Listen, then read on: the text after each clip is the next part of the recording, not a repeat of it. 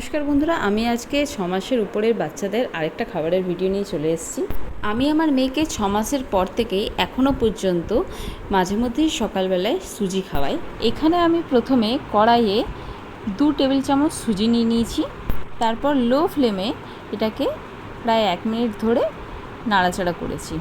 আমি 2 টেবিল চামচ সুজিটা নিয়েছি আমার বাচ্চার বয়স অনুযায়ী। আমার মেয়ের এখন 10 মাস বয়স। আপনারা আপনাদের বাচ্চার বয়স অনুযায়ী পরিমাণটা কম বেশি করতে পারেন। এরপর এতে 1 চিমটি সন্ধক নুন আর একটা তেজপাতা দিয়ে দিয়েছি। তেজপাতাটা আপনারা দিতেও পারেন, নাও দিতে পারেন। আমি এটা দিই কারণ এটাতে একটা সুন্দর গন্ধ ছাড়ে, তাহলে ওর খেতে ভালো লাগবে সেই জন্য।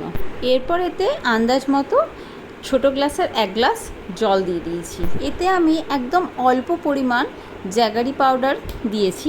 আর এটা আমি ডাক্তারের সাথে কথা বলেই দিয়েছি, কারণ ডাক্তার বলেছেন যে সন্ধক নুন বা গুড় এগুলো সারাদিনে 1বার 2বার অল্প মাত্রায় ব্যবহার করলে কোনো ক্ষতি হয় না। এরপর সুজিটা ভালো করে সেদ্ধ করে নেব, আর সুজিটা সমানে নাড়াচাড়া করতে হবে, নাহলে জায়গায় জায়গায় দলা পাকিয়ে যাবে। সুজিটা কিছুটা ঘন হয়ে এলে নামিয়ে নেব। খুব বেশি ঘন করা চলবে না, একটু জল জল অবস্থাতেই নামাতে হবে, কারণ সুজি ঠান্ডা হয়ে গেলে আরও চাপ চাপ হয়ে যায়, বাচ্চা খেতে অসুবিধা হবে তখন। আজকের মতো এটুকুই। শুভরাত্রি।